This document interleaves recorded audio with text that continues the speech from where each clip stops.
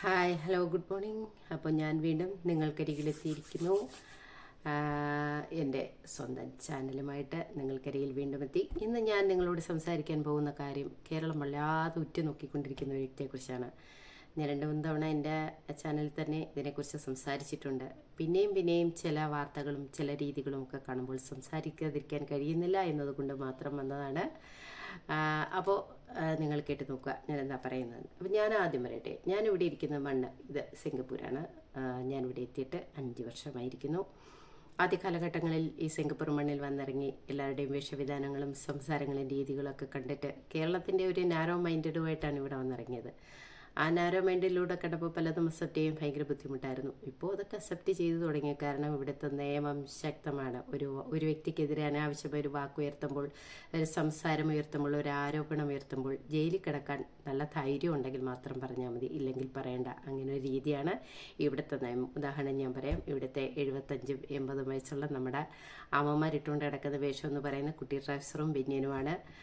കാലൊക്കെ കാണിച്ചുകൊണ്ടാണ് നടക്കുന്നത്. ഇപ്പം രേണുസുധിയുടെ കാല് കണ്ട ആൾക്കാർ ചോദിക്കും, കുറച്ചുകൂടെ പൊക്കത്തിൽ വരട്ടെ എന്ന് പറഞ്ഞ് പരിഹസിക്കുന്ന രീതിയിൽ ഇവിടെ ആരെയും പരിഹസിക്കാൻ പറ്റില്ല. അപ്പോൾ അമ്മമാരുടെ വേഷം അതാണ്. ചിലപ്പോൾ ഒരു വേള തൊട്ടടുത്ത് ബസ്സിലിരിക്കുന്ന വ്യക്തിയുടെ വേഷം എന്ന് പറയുന്നത് ഫുൾ നേക്കഡ് ആയിരിക്കാം. പക്ഷേ ചോദ്യങ്ങൾ വേണ്ട അവിടെ ആരും. എന്തുകൊണ്ട് ഇങ്ങനെ ഒരു വേഷം ഇട്ടുകൊണ്ട് നടക്കുന്നു എന്നുള്ള ചോദ്യം ആർക്കും വേണ്ട.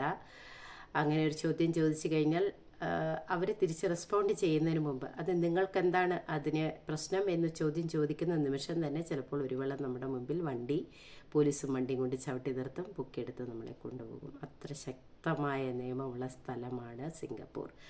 Take respect and give respect എന്ന് പറയുന്ന പോലെ പ്രത്യേകിച്ച് സ്ത്രീകളെ ഭയങ്കരമായിട്ട് റെസ്പെക്റ്റ് ചെയ്യുന്ന ആളാണ്. അവരെ മോശം പറയാൻ പാടില്ല, അനാവശ്യ സംസാരങ്ങൾ പാടില്ല. ഇപ്പോൾ ഏകദേശം നിങ്ങൾക്ക് ഇവിടുത്തെ നിയമം എന്താണെന്ന് മനസ്സിലായി കാണുമല്ലോ. ഇതേപോലെ ഒരു ശക്തമായ നിയമം കേരളം എന്ന ഇന്ത്യ എന്ന മഹാരാജ്യത്തുണ്ടായിരുന്നുവെങ്കിൽ മറ്റുള്ളവരെ ക്രിറ്റിസൈസ് ചാനലുകളിൽ കുത്തിയിരുന്ന മറ്റുള്ളവരെ അറ്റാക്ക് ചെയ്യുമ്പോഴും ക്രിറ്റിസൈസ് ചെയ്യുമ്പോഴും പേടിയുണ്ടായേനെ, പരിഹസിക്കുമ്പോഴും പേടിയുണ്ടായേനെ. അങ്ങനെ ഒരു ഭയമില്ലാത്ത എന്തുകൊണ്ടാണെന്നറിയോ? നമ്മുടെ രാജ്യത്ത് ശക്തമായൊരു നിയമമില്ലാത്തത് കൊണ്ടാണ്. ഇപ്പോൾ തന്നെ നടന്നുകൊണ്ടിരിക്കുന്ന ഏറ്റവും വലിയ വിഷയം രേണുസുധിയാണ്. ഞാൻ ചോദിക്കട്ടെ, നമ്മുടെ കേരളത്തിലെ കുടുംബ കോടതികളിൽ പരസ്പരം പിരിയാൻ വേണ്ടി എത്രയധികം കേസുകളാണ് കെട്ടിക്കിടക്കുന്നത് നിങ്ങൾക്കറിയോ? സഭാ കോടതികളിൽ എത്രയധികം കേസുകൾ കെട്ടിക്കിടക്കുന്നുണ്ടെന്ന് നിങ്ങൾക്കറിയോ? അങ്ങനെയുള്ളൊരു സിറ്റുവേഷനിൽ പരസ്പരം പിരിയാൻ വേണ്ടി ആൾക്കാരിങ്ങനെ തയ്യാറെടുത്ത് നിൽക്കുകയാണ്. ചിലപ്പോൾ 10 ദിവസം ഒന്നും ജീവിച്ചേ കാണത്തുള്ളൂ, ചിലപ്പോൾ 2 വർഷം ഒന്നും ജീവിച്ചിട്ടുണ്ടാവും.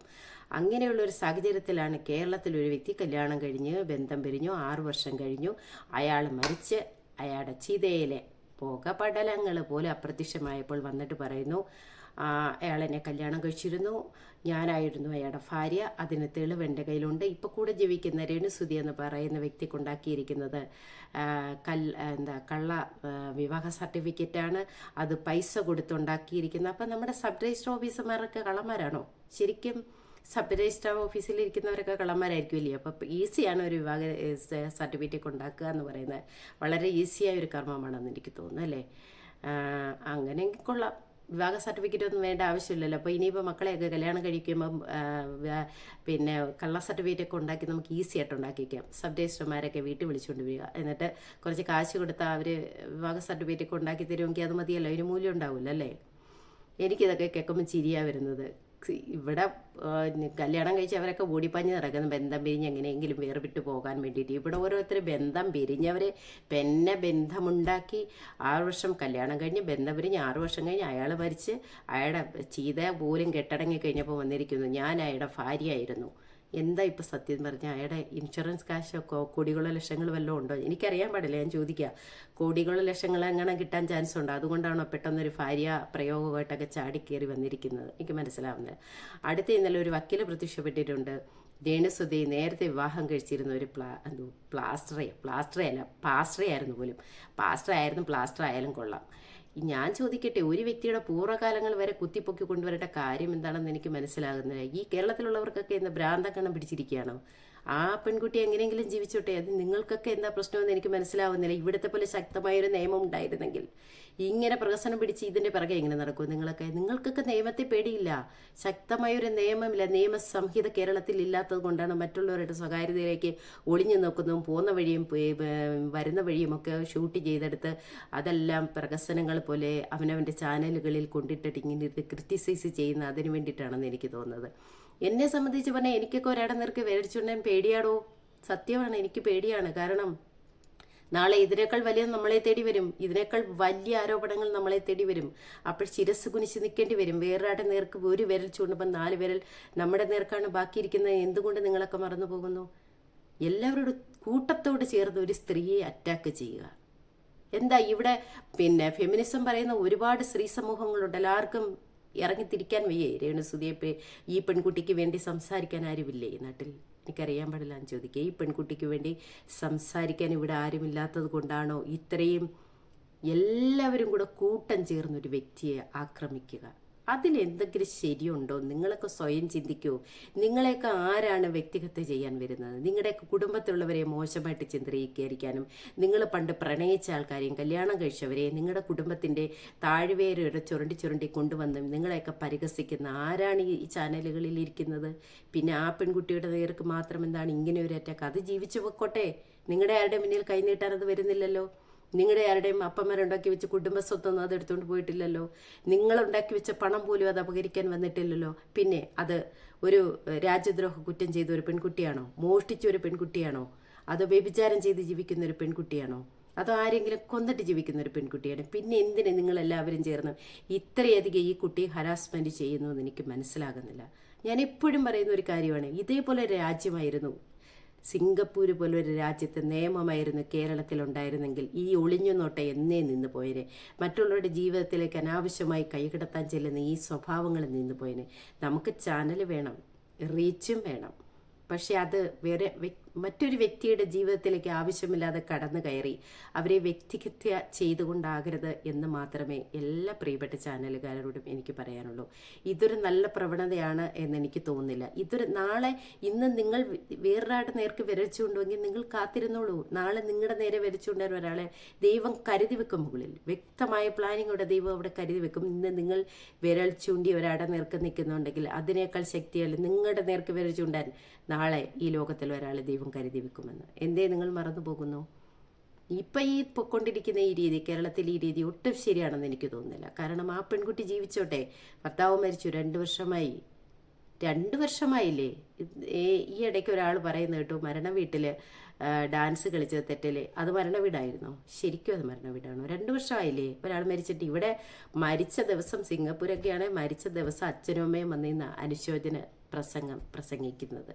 അല്ലാതെ അവർ കരഞ്ഞ് നിലവിളിച്ചിരിക്കുകയല്ല ചെയ്യുന്നത്. അവരത് അക്സെപ്റ്റ് ചെയ്യും. നമ്മുടെ കേരളത്തിലെ കരഞ്ഞ് നിലവിളിച്ച് കാലാകാലം അത് തന്നെ ഒരു തരം അഭിനയമില്ല. കാലാകാലങ്ങൾ ഭർത്താവ് മരിച്ചു, ഭാര്യ മരിച്ചു എന്ന് പറഞ്ഞുകൊണ്ട് കരഞ്ഞ് നിലവിളിച്ച് പ്രഹസനവും കെട്ടി നടക്കുന്ന അത് ഒന്നാന്തരം പ്രഹസനമാണോ? അത് ഒന്നാന്തരം പ്രഹസനമാണ്.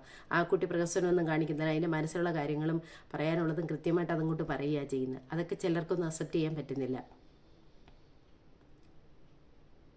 എന്തിനാണ് ഇതിനെ ഈ എല്ലാവരോടും കൂട്ടത്തോടെ ആക്രമിക്കുകയാണ്? കൂട്ടത്തോടെ ഈ അഭിമന്യുവിനെ എന്താ പറയുക, ഒരു ചക്രവ്യൂഹത്തെ കൊണ്ടു നിർത്തിയിട്ട് കൂട്ടത്തോടെ ആക്രമിച്ചു എന്ന് പറയുന്ന മാതിരിയാണ് ഇപ്പോൾ ആ കുട്ടിയുടെ നേർക്ക് ഈ അറ്റാക്ക് ചെയ്തുകൊണ്ട്. അതിനൊക്കെ ഇത്ര വലിയ കൊടിയ തെറ്റാണ് ചെയ്തിരിക്കുന്നത്. എന്താണ് ഇത്ര വലിയ കൊടിയ തെറ്റ് ആ കുട്ടി ചെയ്തതെന്ന് എനിക്ക് മനസ്സിലാവുന്നില്ല. കല്യാണം കഴിഞ്ഞ് ഭർത്താവ് മരിച്ച് 2 വർഷമായ ഒരു പെൺകുട്ടി അതിനറിയാവുന്ന ഒരു ജോലി ചെയ്യാൻ ഇറങ്ങി.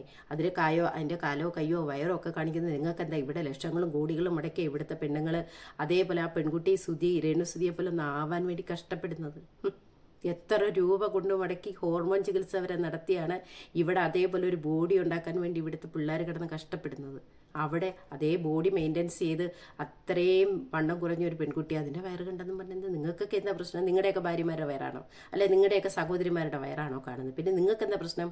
രേണുസുതിക്ക് പ്രശ്നമില്ല, സ്വന്തം ശരീരം വരെയുള്ള കാണുന്നത് ശരി. അതിൻ്റെ വയറോ അതിനില്ലാത്ത പ്രശ്നം നിങ്ങൾക്കാർക്കും ഉണ്ടാവേണ്ട കാര്യമില്ലല്ലോ. നിങ്ങളുടെ സഹോദരിമാരെയൊക്കെ നിങ്ങൾ മറിച്ചുകൊണ്ട് നടന്നോളൂ. നിങ്ങളുടെ അമ്മമാരെയൊക്കെ നിങ്ങൾ മറിച്ചുകൊണ്ട് നടന്നോളൂ. നിങ്ങളുടെ ഭാര്യമാരെയൊക്കെ നിങ്ങൾക്ക് മറിച്ചുകൊണ്ട് എടുക്കുക. അതിന് നിങ്ങൾക്ക് സ്വാതന്ത്ര്യമുണ്ട്. അവരൊക്കെ നിങ്ങളുടേതാണ്. നിങ്ങളുടെ എന്ന് പറയാം. ഇത് എൻ്റെ സഹോദരി, എൻ്റെ അമ്മ, എൻ്റെ ഭാര്യ എന്ന് പറയും. നിങ്ങളുടെ ആരുമില്ലാത്തൊരു പെൺകുട്ടിയാണ്, അവൾക്ക് സ്വാതന്ത്ര്യമുണ്ട്. ഇന്നലെ ഒരു ചാനലിലിരുന്ന് ഒരു ഹിന്ദു പെൺകുട്ടി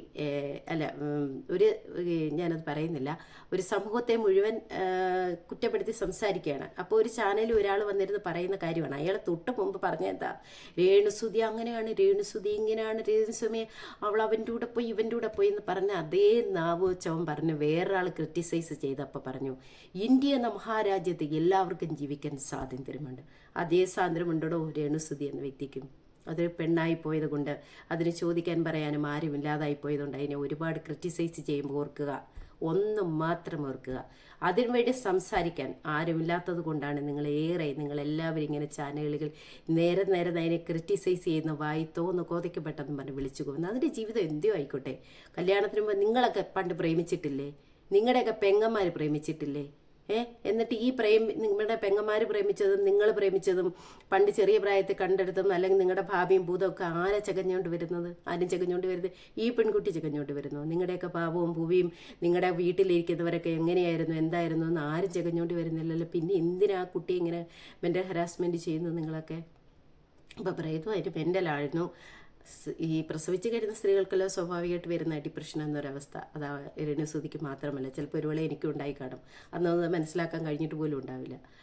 എല്ലാവർക്കും ഉണ്ടാകുന്ന ഒരു സിറ്റുവേഷനിൽ ആ കുട്ടി കടന്നുപോയി. അന്നതിന് ട്രീറ്റ്മെൻറ്റ് എടുക്കേണ്ടി വന്ന് ട്രീറ്റ്മെൻറ്റ് എടുത്തു എന്ന് കരുതി ഇപ്പം അതൊക്കെ എടുത്തു വെച്ചിട്ട് പരിഹസിക്കേണ്ട കാര്യമെന്ന്. എന്തിനാണ് ഇത്രയധികം പരിഹസിക്കുന്നത്? സത്യം പറഞ്ഞാൽ എനിക്ക് സങ്കടമാണ് കേട്ടോ. അതിനെ ഇങ്ങനെ പരിഹസിക്കുന്ന കാണാൻ ഭയങ്കര സങ്കടം തോന്നും എനിക്ക്. ഞാൻ എന്നും അമ്മയോട് ചെന്ന് ചോദിക്കും, എന്തിനാ അമ്മ ഈ കുട്ടീനെ ഇത്രയും പരിഹസിക്കുന്നേ? ഇവരുടെയൊക്കെ കുടുംബസ്ഥിതി കുട്ടി പിടിച്ചു പറിച്ചുകൊണ്ട് പോയി, അതോ ഇവരുടെയൊക്കെ സ്വത്ത് കോടികൾ ഉണ്ടാക്കിച്ചിരിക്കുന്ന ബാങ്ക് ബാലൻസ് ഈ കുട്ടി എടുത്തുകൊണ്ട് പോയി? എന്തിനാണ് ഇവർ ഈ കുട്ടിയെ ഒരു കാര്യമില്ലാതെ ഇങ്ങനെ ശത്രുതാ മനോഭാവത്തോടെ കണ്ടിട്ട് അതിനെ ഇങ്ങനെ 4 വശത്ത് നിന്ന് അറ്റാക്ക് ചെയ്യാണ്? ഒരു സ്ത്രീയല്ലേ അത്? ആ ഒരു പരിഗണനെങ്കിലും വേണ്ടേ? ഒരു പാവപ്പെട്ട സ്ത്രീയല്ലേ അത്? അതിജീവിക്കുന്ന വീട് പോലും വല്ലവരും വെച്ചു കൊടുത്തതാണ്. അത് ജീവിക്കാൻ വേണ്ടിയിട്ട് 2 കുഞ്ഞുങ്ങളെ വളർത്താൻ വേണ്ടി അത് ജീവിക്കുന്നു. എത്രയോ പേര് എന്തെല്ലാം ജോലി ചെയ്ത് ഇവിടെ ജീവിക്കുന്നു. ഇവിടെ ഭർത്താക്കന്മാരോട് ജീവിക്കുന്ന ഭർത്താക്കന്മാരെ എന്തെല്ലാം തെറ്റുകൾ ചെയ്യുന്നു, ആരും അറിയാതെ എന്തെല്ലാം തെറ്റുകൾ ചെയ്യുന്നു. ആ കുട്ടി പരസ്യമായി അത് ജീവിക്കാൻ വേണ്ടിയിട്ട് അത് ഇറങ്ങി അത് അഭിനയിക്കുന്നു. അതാണോ അത് ചെയ്ത് തെറ്റ്? ഇന്നലെ ഒരു പെൺകുട്ടി കാണിക്കുന്നുണ്ട്, കോഴിക്കോട് ദാസേട്ടൻ പിന്നെ എന്താണ് അവളെ രേണുസുതിയെ ചേർത്ത് പിടിച്ചിരിക്കുന്ന കൈകൾ ദൈവത്തെ ഓർത്ത് ഈ ദാസേട്ടൻ്റെ കൈയൊന്നുമല്ല എൻ്റെ കയ്യാ, അത് ഫോട്ടോ എടുത്തിട്ടിട്ട് പറഞ്ഞിരിക്കുന്നു രേണുസുതിയെ ചേർത്ത് പിടിച്ചിരിക്കുന്ന ദാസേട്ടൻ കോഴിക്കോട്. വല്ല വാർത്തയിൽ വല്ല സത്യസന്ധം ഉണ്ടോ? എന്താണോ എന്തോ കേരളത്തിലുള്ളവർക്കൊക്കെ സംഭവിച്ചിരിക്കുന്നത് എനിക്കറിയാൻ വയ്യ. അന്യ നാടുകളിൽ ഇരുന്ന നാട്ടിലോട്ടൊക്കെ നോക്കുമ്പോൾ തലയങ്ങോട്ട് വല്ലാണ്ടങ്ങ് കുനിഞ്ഞു പോവുക. കാരണം ഒരു പെണ്ണ് ഇവിടെയൊക്കെ എന്ന് പറഞ്ഞാൽ സ്ത്രീകൾക്ക് എന്ത് റെസ്പെക്റ്റാണ്. അനാവശ്യമായ വാക്ക് പോലും സംസാരിക്കത്തില്ല. മോശമായൊരു വാക്ക്, ഒരു ഓട്ടം പോലും ഒരാളുടെ ഇതിൽ നിന്ന് വീണ് കഴിഞ്ഞാൽ അത് പണി കിട്ടുമെന്ന് അവർക്ക് പേടിയാണ്. കാരണം അത്ര ശക്തമായൊരു നിയമമുള്ള രാജ്യമാണ് സിംഗപ്പൂർ. എൻ്റെ കൊച്ചെ ഞാൻ പറയാം, നീ വല്ല വിദേശത്തും പോയി താമസിക്കും, നിൻ്റെ പിറകെ ഇങ്ങനെ ക്യാമറ നോക്കി വരാനും ഒരാൾ കാണത്തില്ല. നീ ഇടുന്ന ഡ്രസ്സിനെ ക്രിറ്റിസൈസ് ചെയ്യാൻ ആരും വരത്തില്ല, ഒന്നും വരത്തില്ല. നിൻ്റെ മാനത്തിനെങ്കിലും വിലയെങ്കിലും കാണാൻ അന്യ നാടുകളിൽ പോയി. കേരളം പോലെ ഒരിടത്ത് ജീവിച്ചാൽ മാനത്തിനും വിലയില്ല, മനുഷ്യനും വിലയില്ല, ഒന്നിനും വിലയില്ല. ഇങ്ങനെ ക്രിറ്റിസൈസ് ചെയ്യാൻ വേണ്ടി മാത്രം കുത്തിയിരുന്ന് എന്തിനാ? എനിക്കൊന്നും പറയാനില്ല എൻ്റെ പൊന്നേ. നാമിച്ച് കേരളത്തിലുള്ള മനുഷ്യർ ഇത്രയും എന്താ പറയുക, പ്രബുദ്ധരായ ജനങ്ങളാണ്. ഇതാണോടോ നിങ്ങളുടെയൊക്കെ പ്രബുദ്ധത? ഒരു പെണ്ണിനെ എല്ലാവരോടും ചേർന്ന് കൂട്ടത്തോടെ അറ്റാക്ക് ചെയ്യുന്നതാണ് പ്രബുദ്ധത. എനിക്ക് മനസ്സിലാകുന്നില്ല നിങ്ങളെയൊന്നും. കാലം കരുതി വെച്ചോളൂ. ആ കുട്ടി ശരിയാണെങ്കിൽ ഓർത്തു വെച്ചോളൂ. അതിനെ ചാനലുകളിൽ ഇരുന്ന് ആക്ഷേപിക്കുന്ന ഓരോ വ്യക്തികളും ഓർത്തു വെച്ചോളൂ. ആ കുട്ടി ശരിയാണെങ്കിൽ, അത് ഞാൻ പറയുന്നുണ്ട്, ആ കുട്ടി ശരിയാണെങ്കിൽ, അതിൻ്റെ പ്രവൃത്തികൾ ശരിയാണെങ്കിൽ കാലം മറുപടി പറയാൻ നിങ്ങൾക്ക് മുമ്പിൽ ഒരു വട്ടം വരും. ഇന്ന് രേണുസുതി നിൽക്കുന്ന അവസ്ഥ എവിടെയോ അവിടെ നിങ്ങൾ ഓരോരുത്തരും നിൽക്കപ്പെടുന്ന ഒരു കാലമുണ്ടാകും. ഇത് തൊട്ടടുത്തിരിക്കുന്ന ആ വ്യക്തിയുടെ മുമ്പിൽ ഇരുന്ന് ഞാൻ പറയുന്ന വാക്കാണ്. അത് കാലം നിങ്ങൾക്ക് മാപ്പ് തരാതിരിക്കട്ടെ. കാരണം അത്രയേറെ ഒരു പെൺകുട്ടിയെ ദ്രോഹിക്കുന്നുണ്ട് നിങ്ങളെല്ലാവരും ചേർന്ന്. അതാരുടെയും മുമ്പിൽ അത് കരയുന്നില്ല, ചിരിക്കുന്ന മുഖത്തോടെ നിൽക്കുന്നെങ്കിലും ഒരുപാട് വേദനിക്കുന്നുണ്ടാവും പെൺകുട്ടി. ഒരു പെണ്ണാണ് എനിക്ക് മനസ്സിലാകും അത്. കാരണം ഇതേപോലെ പല അവസ്ഥകളിലും കടന്നു പോയിട്ടുള്ളവളാണ് ഞാൻ. പിന്നെ നമ്മൾ ചിന്തിക്കേണ്ട ഒരു കാര്യമുണ്ട്, മഹാത്ഭുതങ്ങൾ തന്നെ.